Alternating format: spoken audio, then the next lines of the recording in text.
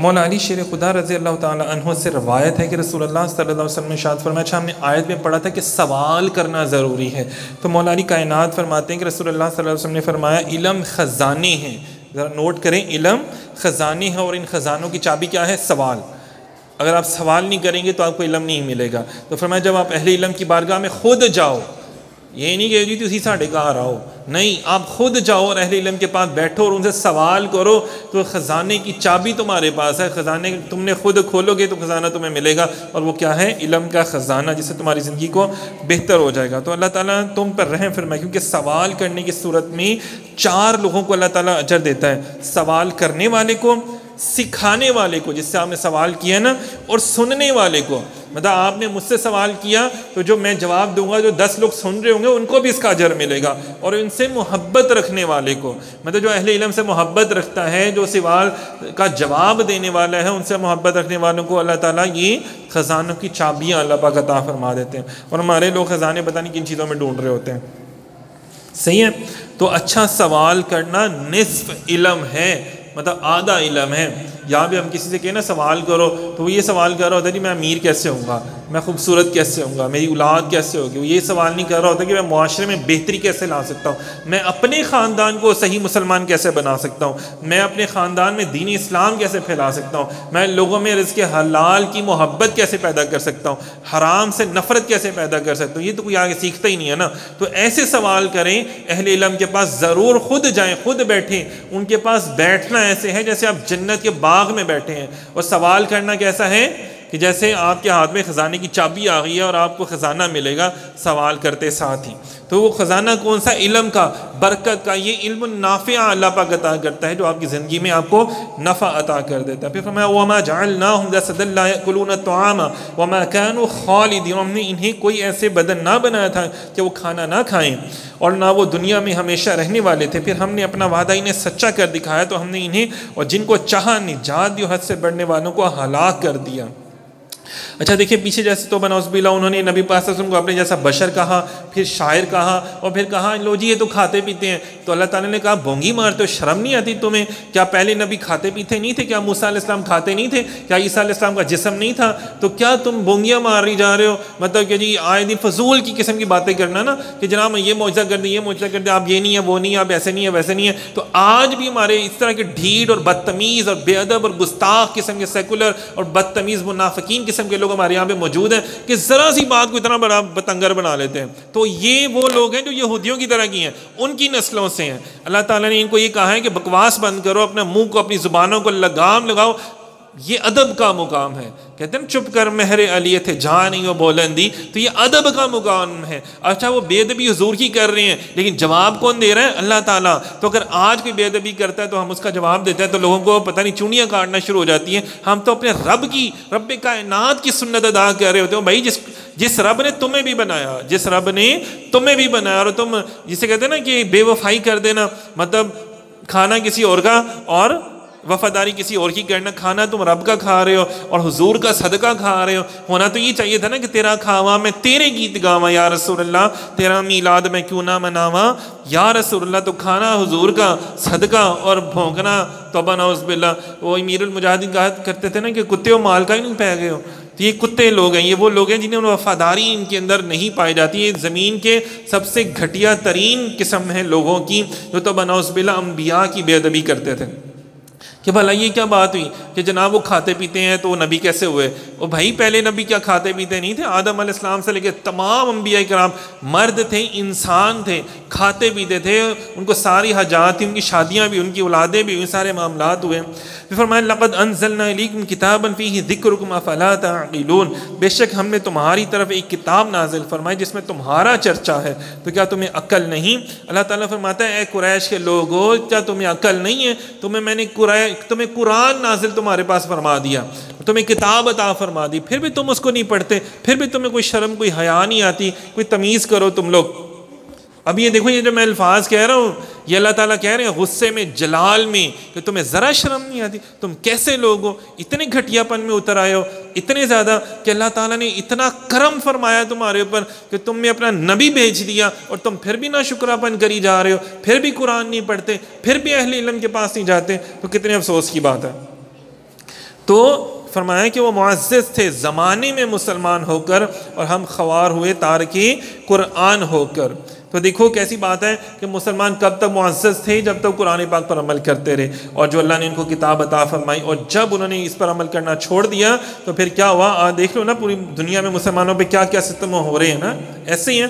جب تک مسلمان عمل کرتے رہے تو اللہ تعالیٰ نے ان کا دبدبہ، ان کی عزت، ان کی شہرت قائم رکھی، لیکن جب مسلمانوں نے قرآن پاک میں عمل کرنا چھوڑ دیا تو اللہ تعالیٰ نے ان کی عزت، ان کا دبدبہ، ان کی روب دشمنوں کے دلوں سے ختم کر دیا۔ اور آج ایسا ہی ہے نا کہ دشمنوں کے دلوں میں مسلمانوں کا کوئی خوف نہیں ہے، وہ ہمیں ذلیل حقیر سمجھتے ہیں۔ یہی وجہ ہے نا کہ فلسطین، کشمیر میں، لبنان میں، یمن میں، کہاں کہاں مسلمانوں پہ ظلم و ستم ہو رہا ہے، کتنے سالوں سے جنگ ہو رہی ہے، ہمیں پٹیاں پڑھاتے ہیں اور نہیں جی جنگ میں کچھ نہیں رکھا، خود امریکہ 100 سال سے جنگ کر رہا ہے، خود جاپان حالت جنگ میں، خود یہ لوگ جنگیں کر کے ترقیاں کر رہے ہیں، اور ہمیں کہتے ہیں جب مسلمان بھی جنگیں کرتے تھے تو مسلمان طاقتور میں تھے، پاور میں تھے، ترقی کر رہے تھے، خوشحالی تھی، معاشرے کا نظام بہت اچھا تھا۔ لیکن جب مسلمانوں کے اندر بزدلی انجیکٹ کر دی گئی، ڈال دی گئی، جہاد سے بھاگنا شروع کر دیا، تو آج دیکھو پوری دنیا میں مسلمان جہاد نہیں کر رہا، تو اس لیے وہ سب سے پست میں ہے۔ امریکہ جنگیں کر رہا ہے، جاپان جنگیں کر رہا ہے، روس جنگیں کر رہا ہے، چین جنگیں کر رہا ہے، سارے لوگ جنگیں کر رہے ہیں، اوپر جا رہے ہیں،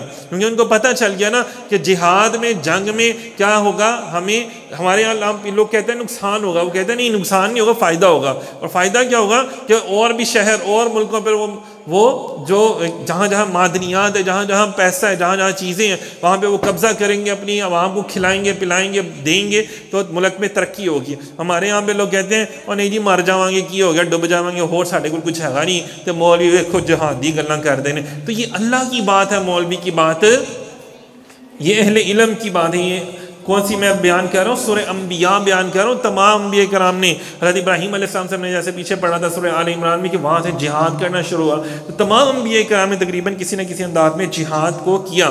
پھر فرمایا وَكَمْ قَسَمْنَا مِنْ قَرْيَةٍ كَانَتْ ظَالِمَةً وَأَنشَأْنَا بَعْدَهَا قَوْمًا آخَرِينَ، اور کتنی ہی بستیاں اللہ پاک کہتے ہیں ہم نے تباہ کر دی جو ظلم کرنے والی تھی، اور ان کے بعد ہم نے دوسری قوم پیدا کر دی۔ تو مطلب یہ وہ لوگ تھے جو غرور اور تکبر میں، حسد میں، بغض میں، کینہ میں اتنا آگے چلے گئے تھے، پھر ہم نے ان کو تباہ و برباد کر دیا۔ تو اللہ پاک پھر ایسے ہی کرتے ہیں نا۔ تو اگر آج ہماری تباہیاں بربادیاں چل رہی ہیں تو ہم لوگ بھی، تو ہمارے اندر بھی تو حسد، بغض کوٹ کوٹ کے بھرا ہوا ہے، چغلیاں غیبت کرنا، کسی کی ٹانگ کھینچنا، یہ یار یہ کوئی ترقی کر رہا ہے، اس کو نیچے گر جانا چاہیے، اس کو نیچے گرا دو، توڑ دو، اس کو ختم کر دو۔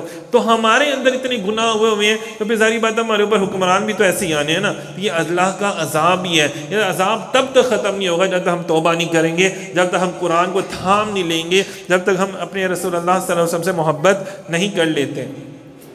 پھر فرمایا فَلَمَّا أَحَسُّوا بَأْسَنَا إِذَا هُمْ مِنْهَا يَرْكُضُونَ، اور تو جب انہوں نے ہمارا عذاب پایا تو اچانک وہ اس سے بھاگنے لگے۔ دیکھو پہلے کہتے تھے لے جی کدھر عذاب آنا ہے، تے ایویں گلاں بنیاں آنے، لیکن اللہ تعالیٰ فرماتا ہے دیکھو جب اللہ تعالیٰ کا وعدہ پورا ہوتا ہے، جب عذاب آئے تو تم بھاگنے لگے، توبہ کرنے لگے، تو اللہ تعالیٰ نے کہا نا پتر ہن نہیں تہاڈی توبہ قبول ہونی، ہن تسی آہو جاؤ گے وچ، صحیح ہے نا۔ تو فرمایا کہ جو دیکھ کر توبہ کرے تو وہ توبہ نہیں ہوتی۔ جب اللہ تعالیٰ تمہیں ٹائم دیتا ہے، وقت دیتا ہے، اس وقت تم توبہ کرو تو وہ قبول ہوتی ہے۔ لیکن یہ کیا، اب جب عذاب سر پہ آ گیا تو اب توبہ کر رہے ہو، اللہ تعالیٰ نے کہا ہوں نہیں توبہ ہونی۔ تو اسی لیے نا اللہ تعالیٰ ٹائم دے رہا ہے، یہ ہم سب لوگوں کے لیے بڑا ہے کہ ٹائم ہمارے پاس ہے، ہمارے اوپر کوئی عذاب نہیں آ رہا۔ اللہ تعالیٰ ہمیں یہ رمضان جیسا مہینہ عطا کر دیتا ہے، رحمتیں، برکتیں، ليلۃ القدر، کبھی شب برات، کبھی کیا اللہ تعالیٰ ہمیں عطا کر دیتے ہیں کہ لوٹ لو، لے لو، کبھی ربیع الاول کی صورت میں، کبھی کسی صورت میں، کبھی قرآن کی، کبھی نبی کی روزہ اقدس کی صورت میں، کہاں کہاں اللہ تعالیٰ ہمیں بھیج دیتے ہیں کہ چلو کچھ تو لے لو، کہیں تو جا کے تم توبہ کر لو، کچھ تو کر لو، ثواب بتا کے، عطائیں بتا کے، برکتیں بتا کے، فضل بتا کے اللہ تعالیٰ ہمیں کہتے ہیں۔ تو لیکن پھر بھی ہم لوگ نہیں کر رہے ہوتے۔ تو دعا اللہ تعالیٰ ہمیں ایسے کرنے کی توفیق بھی عطا فرمائے انشاءاللہ تعالیٰ۔ اللہ تعالیٰ کہتے ہیں انہوں نے کہا ہائے ہماری بربادی، بے شک ہم ظالم تھے۔ اب دیکھو نا جب وہ آ گیا عذاب تو اب کہہ رہے کہ ہاں نہیں اے اللہ ہم تو ظالم تھے، ہم سچ میں ظالم تھے، ہم بڑے برے تھے، ہمیں پتہ ہی نہیں تھا۔ تو اللہ تعالیٰ نے کہا کہ پھر میں نے انہیں کیا کر دیا، ان کو تلواروں سے مارا، ایسے جیسے کھیتوں کو، کہ انہیں کھیت کی طرح کٹے ہوئے کر دیا، کہ تلواروں سے ان کے ٹکڑے ٹکڑے کر دیے اور وہ بجھی ہوئی آگ کی طرح ہو گئے۔ مطلب ایسا عذاب الہی پھر ان کے اوپر نازل ہوا۔ فرمایا کہ جب جیسے پھل وہی درخت دیتا ہے جو وقت پر بویا جائے، دیکھیے اگر میں چاہتا ہوں کہ 2 مہینے 3 مہینے بعد پھل اگے، یہ پودا مجھے پھل دے، تو مجھے اس کے وقت پہ اس کو بونا پڑے گا نا، بیج بونا پڑے گا، یار یہ وقت ہے، یہ موسم ہے، اس موسم میں مجھے بیج بونا ہے، پھر اس کو پانی دینا، فلاں موسم میں یہ نکل کے آئے گا۔ اور اگر میں آج جیسے یہ اب موسم ہے خربوزوں کا، تو آج ہی میں بیج بو دوں گا، وہ تو اگلے سال جا کے اگے گا۔ آج تو وہ اس کا سین ہی نہیں ہے نا، تو اگر آج میں توبہ کروں گا، اب تو میں مر رہا ہوں، تو اب تو توبہ کی کوئی ضرورت نہیں۔ جب اللہ نے مجھے زندگی دی ہے، ہمت دی ہے، طاقت دی ہے، توفیق دی ہے، ہڈ پیر دی ہے، آنکھیں دی ہیں، دل دی ہے، روح دی ہے، طاقت دی ہے، اب کام ہے نا کہ اب میں اس کو اپنے اس جسم کو اللہ کی اطاعت کے لیے استعمال کروں، رسول اللہ کی رضا کے لیے، محبت کے لیے استعمال کروں۔ وہ تو ہم چھوڑ دیتے ہیں نا پھر۔ تو اللہ تعالیٰ کہتا ہے وَمَا خَلَقْنَا السَّمَاءَ وَالْأَرْضَ وَمَا بَيْنَهُمَا لَاعِبِينَ، اور ہم نے آسمان اور زمین اور جو کچھ ان کے درمیان ہے سب فضول میں پیدا نہیں کیے، تم لوگ کیا کرتے ہو؟ اللہ تعالیٰ کہتا ہے غور و فکر کرو، تم دیکھو ذرا، اگر ہم کوئی کھیل ہی اتنا اختیار کرنا چاہتے تو اپنے پاس سے اختیار کر لیتے اگر ہمیں کرنا ہوتا۔ جیسے لوگ کہتے ہیں نا اکثر، یہ حضرت مریم علیہ السلام، حضرت عیسیٰ علیہ السلام کے والے سے اللہ تعالیٰ لوگ کہتے ہیں اکثر، تو اللہ تعالیٰ نے فرمایا کہ اللہ تعالیٰ کو کوئی ضرورت نہیں ہے کہ کوئی اللہ تعالیٰ کی بیوی ہو، کوئی اللہ تعالیٰ کا بیٹا ہو، یا اللہ تعالیٰ کسی کو دکھلاوا کرے، شو آف کرے، تو یہ تمہارا کام ہے، انسانوں کا کام ہے، اللہ تعالیٰ کا کام یہ نہیں ہے کہ وہ شو آف کرے، صحیح ہے، بلکہ ہم حق کو باطل پر پھینکتے ہیں تو وہ اس کا دماغ توڑ دیتے ہیں، تو جب ہی وہ مٹ کر رہ جاتا ہے، وہ تمہارے لیے بربادی ان باتوں سے جو تم کرتے ہو، جو تم اللہ کی ذات پر الزام تراشی کرتے ہو، رسول اللہ کی ذات پر الزام تراشی کرتے ہو، تو پھر اللہ تعالیٰ کیا کہتے ہیں کہ تمہارے دماغ پھٹ جائیں۔ کتنی بڑی بات ہے یہ، کتنی سخت گفتگو ہے، کون کر رہا ہے؟ ظالموں کے خلاف، کفار کے خلاف، منافقین کے خلاف، مشرکین کے خلاف۔ آج ہم لوگ کیا درس دے رہے ہوتے ہیں، وہ نہیں جی نہیں، اللہ بڑا رحمان و رحیم ہے اور سرکار رحمت اللہ عالمین، اور نہیں سختی نہیں کرنی چاہیے، تو اللہ برا کہہ رہا ہے تمہارے دماغ پھٹ جائیں، تم پھٹ جاؤ، ختم ہو جاؤ۔ اللہ حق سے باطل کو نیچے پھینک دیتا ہے، وَقُلْ جَاءَ الْحَقُّ وَزَهَقَ الْبَاطِلُ إِنَّ الْبَاطِلَ كَانَ زَهُوقًا، کہ بے شک حق آ گیا، حق ہی چھانے والا ہے اور باطل ہمیشہ مٹ جانے والا ہے۔ وَلَهُ مَنْ فِي السَّمَاوَاتِ وَالْأَرْضِ وَمَنْ عِنْدَهُ لَا يَسْتَكْبِرُونَ عَنْ عِبَادَتِهِ وَلَا يَسْتَحْسِرُونَ، اور جو آسمان اور زمین میں ہے سب کسی کا ملک ہے، جو اللہ کے پاس ہے، اسی کی عبادت سے تکبر نہیں کرتے اور نہ تھکتے ہیں۔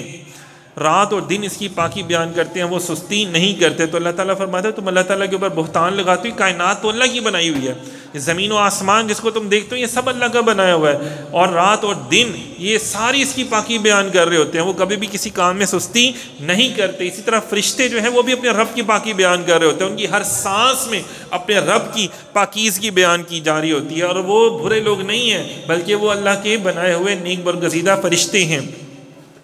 اللہ پاک فرماتے ہیں کیا انہوں نے زمین میں سے کچھ ایسے معبود بنا لیے جو مردوں کو زندہ کرتے ہیں؟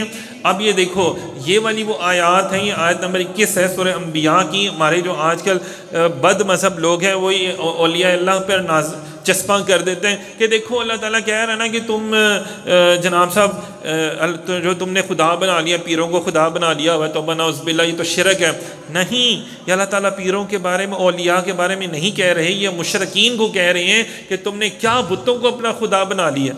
یہ بتوں کے حوالے سے بات ہو رہی ہے، یہ جو لوگوں نے اور چیزوں کو اپنا بنا لیا ہوا نا، کسی نے روپیہ پیسوں کو، کسی نے اپنے، کسی نے معدنیات کو، کسی نے سونا چاندی پتھر حسن کو اپنا خدا بنا لیا، تو اللہ کہتا ہے نہیں، ایسا نہیں ہے۔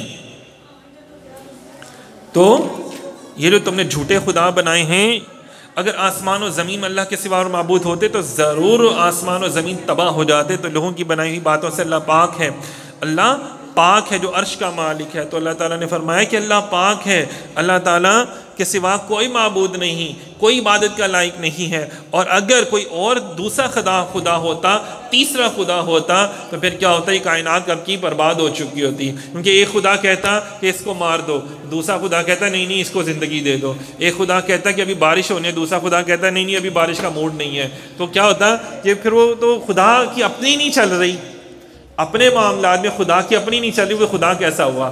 تو یہ خدا جو ہے وہ ایک ہی ہے، قل هو اللہ احد ہے، وہ اللہ الصمد ہے، بے نیاز ہے، اس کو کسی کا حکم ماننے کی ضرورت نہیں ہے، کوئی اس کے اوپر اپنا حکم چلا نہیں سکتا۔ تو ہمیں بھی دعا کے آداب آنے چاہیے، ہمیں بھی عرضیاں پیش کرنی چاہیے، ہمیں بھی وہ دعائیں مانگنی چاہیے جو انبیاء نے ہمیں سکھائی ہیں، ان میں عاجزی ہے، ان میں انکساری ہے، اس میں اپنے آپ کو برا بھلا کہا جا رہا ہے، اور اس میں رب کائنات کی بڑائی بیان کی جا رہی ہے۔ تو جب آپ ایسے کریں گے تو پھر آپ کی دعائیں بھی شرف قبولیت رکھیں گی۔ پھر فرمایا اس سے اللہ سے اس کے کام کے متعلق سوال نہیں کیا جا سکتا نا۔ پھر فرمایا کہ اللہ کے سوا اور خدا بنا رکھے، تم فرماؤ اپنی دلیل لاؤ۔ اللہ تعالیٰ فرماتا ہے کوئی دلیل تو لے کر آؤ، تمہارے پاس کوئی دلیل ہے، کوئی بات ہے تمہارے پاس؟ تو یہ سارے معاملات قرآن پاک میں اللہ رب العزت نے ارشاد فرمائے ہیں۔ اور ہم نے تم سے پہلے کوئی رسول نہ بھیجا مگر یہ کہ ہم اس کی طرف وہی فرماتے رہے کہ میرے سوا کوئی معبود نہیں تو میری ہی عبادت کرو۔ چلیں اتنا کافی ہے۔